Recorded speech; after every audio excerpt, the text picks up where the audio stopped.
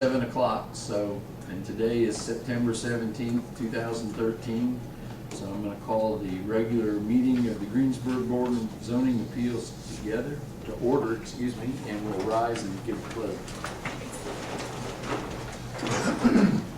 Pledge allegiance to the flag of the United States of America and to the republic for which it stands, one nation, under God, with liberty and justice for all. And the first item of business this evening will be the call of the roll. David Lease. Here. Jim Biles. Here. Roy Middendorf. Here. Kevin Fleetwood. Here. Steve Moore. Here. Roy Middendorf. And you should have got the minutes by email from the June 18th meeting. Did anybody have any corrections for those? I didn't see anything, but anybody else did. I had a question on the description for Mr. Morton's garage. Yes. The 960 SI, is that? Supposed to be SF. SF, okay. Yeah, and the on the 720 too. Yes. That's all I had on. Well, thank you, David, for catching it. I missed it. Any other corrections?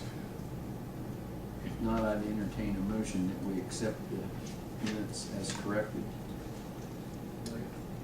Motion's been made. Do I have a second? Second. Motion's been made and seconded that we accept the minutes. All those in favor signify by saying aye. Aye.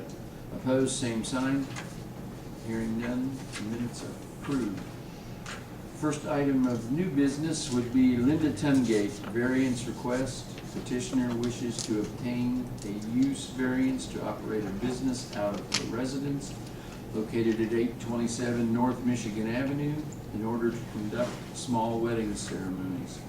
Property is zoned R2, 1 or 2 family residential.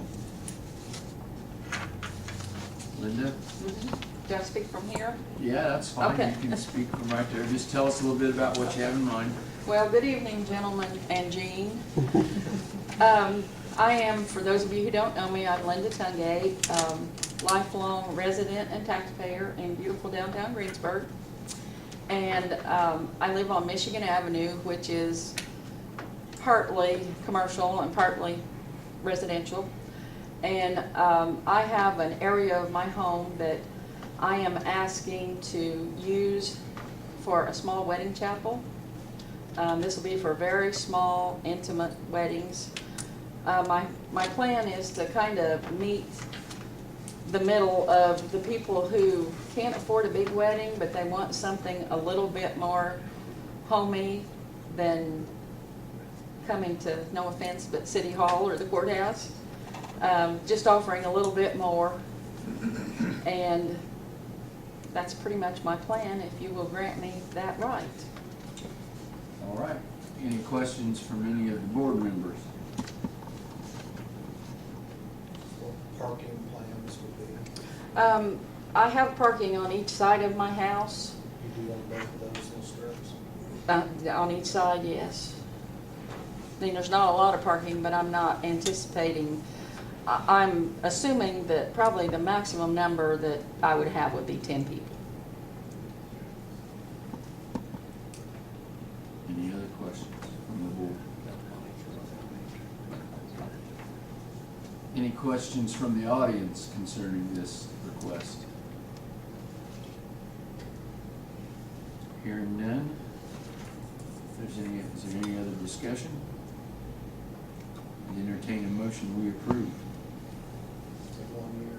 1 year. It's a 1 year, and then you know that, right? I You understand that. 1 year, and then you'd come back next year, and it would be permanent after that if there was no problems. Right? So I have to come and plead again. Actually, you just come. You don't even really have to plead. You just, Okay. you just come back, and we talk about it again, and we ask if there's been any complaints or anything, or there's been any problems, and if not, it pretty much. I mean, I can't guarantee you that Sure. it gets accepted.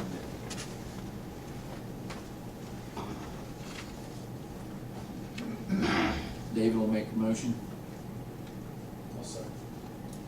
Motion's been made and seconded that we approve. Jim, did you second that? Yeah. Would you call the roll, John? Roy, real quick, I apologize for being late. Yes, sir. Are you voting on Linda's? Yes. The only thing I would ask, and maybe you've already discussed this, and again, I apologize for being late, is I'm assuming you wanted to do like small weddings and stuff, is that wherever she's gonna do it in her building is an occupant load is set, fire codes are abided by, that kind of stuff, because she's now becoming an assembly. Okay. So you're making sure there's proper exiting and so on. You know, a small wedding, 2 or 3 people, not a big deal. Well, then 5, 10, 15, 20, 30 people show up, and now we're in a small room. So, and we can work with you on this and stuff like that, but I just wanted to get that on, and I apologize for being late. Well, just because you missed what I had said, I will elaborate a little bit. Okay. It's in the back of my house. There's a separate entrance from the Okay. rest of my home, and it has a doorway and it has a patio door. Okay. It's basically one big room, and I'm anticipating 10 will be my capacity. And there's 2, I figured with the 2 doors we were covered on that. And I'll get with you, and we'll Okay. look at it. But not a problem. Sure. Thank you, Scott. Need to stick a blurb about meeting that, or that should be applied. I think that's implied. Am I right, Chris? Or should we add something about that? I think for clarity, if you would add verbiage to your motion that it, subject to being able to successfully develop a fire exit and occupancy load strategy with the chief. Can you add that to the motion, John? So then, to be clear, we are granting her the variance provided that she posts some type of occupancy load, and Scott will get with her on that, and we should be okay with the 2 exits, but I'll let you approve that. Still second that then, David? Or did you made the motion and, okay, that okay with you? Yeah. Just a second. John will still call the roll then. David Lees, Yes. Jim Biles, Roy Middendorf, Yes. Kevin Fleetwood, Yes. Steve Moore. Yes. Linda, you're good to go, provided you get with Gary on Scott on those 2 I will. conditions. I will. All right? Thank you very much. You're welcome. Well, I'm going to say it. Next, we have Nathan McClintic wishes to construct a 1,008 square foot detached garage in R2 district, which is larger than allowed of 720. You want my contractor to talk, or you want me to talk? I don't care who talks, like Vince. Basically, it's 28 by 36 garage, single story. Meets the required setbacks. Right.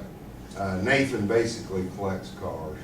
It's gonna be a 3-car garage, 3 overhead doors, vinyl siding, shingle roof. Should fit into the neighborhood real well. Other than that, It meets all the required setbacks, right, Gary? Yes, it does, and I did get a call from one of the neighbors that was notified, and he did not have any issues with it. Any questions from the board?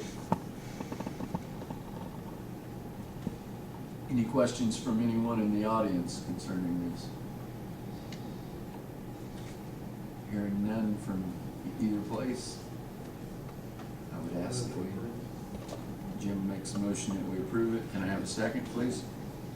Motion's been made and seconded that we approve Nathan's request for a variance from 720 to 1,008 square feet. John, would you call the roll, please? David, Yes. Jim? Yes. Roy, Yes. Kevin, Yes. and Steve. Yes. There you go. Thank you. You're welcome.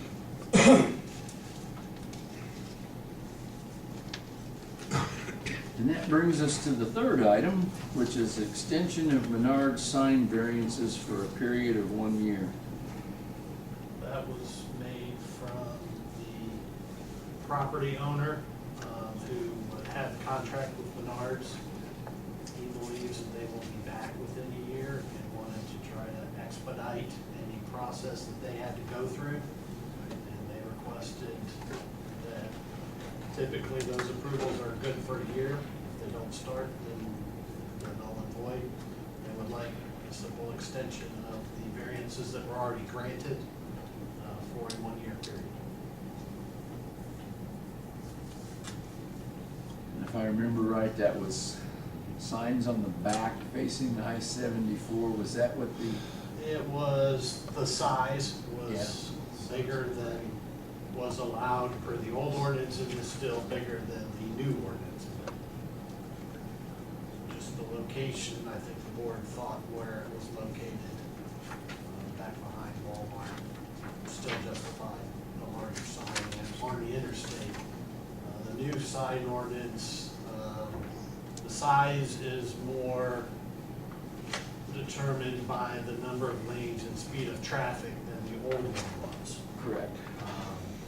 So, and they both had a little bit of a reader board to them, which was not permitted before, except through obtaining a variance. Now we do have a reader board section of the new sign ordinance.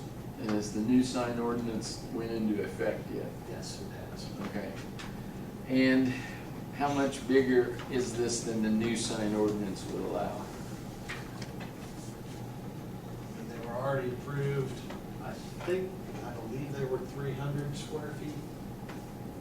And the old ordinance was 200. The new ordinance is 225 max for a freestanding sign. So I guess the choice is either let them expire, they would expire next month, and let Menards come back for requesting a, who knows if they'll have the same sign package, but this came from the property owner. I understand. My concern is that we spent a lot of time passing this sign ordinance, and here we are, the first one that comes up, and we're gonna grant a variance already. I know that we'd already granted it, I understand that, I'm just expressing my thoughts. But they don't know if they're going to actually do it. Right, we don't know anything, they have, this is from the property owner. This is speculation from the property owner. I'm actually gonna ask Gary a question, but, does the property owner realize that this is just for Menards? Or, Yes. so he's not thinking he can get this extended, have someone else come in and then say, oh, well, there's a variance on signage for this property. So- Yeah, because that's- I just wanted to make sure that it was clear that it's for one, it would be for one person or one company only, not Right. a blanket for whoever he was able to bring in, so. I assume Menards got the first variance, and somebody else requested the extended, or do they have to? No, someone else would have to come before us and ask for a whole new I mean, thing. if Menards did it originally, can the property owner ask for the extension, or does it have to be who initially applied for it? Just, well, I think he can ask for the extension, right, Chris? Am I correct? I think he can ask for the extension because he and Menards came in together seeking the variance. It's actually Menards' variance, but he was, involved in seeking it, and as the property owner, I think, the variance, the variance doesn't necessarily run with the property, I mean, it runs with the entity that had it. So the question is really, does he have standing to raise?